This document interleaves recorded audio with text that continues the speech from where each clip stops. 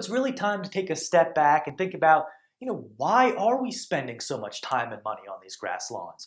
Is it just to keep ourselves happy and to keep our neighbors happy? Because if so, in the grand scheme of things, when our generation is gone and reduced to dust, are we really going to remember how our neighbors viewed our lawns? And are the next generations really going to hold us to task as to how nice our grass lawns looked? Or will future generations be more concerned at how we left the ecosystems around our areas and how strong, or more importantly, how fragmented and weakened are those ecosystems because simply of the way that we chose to maintain our properties? And so it is time to take a critical look at these grass lawns because they are really draining our pockets, our energy reserves, and they're, again, having drastic effects on the ecosystems around them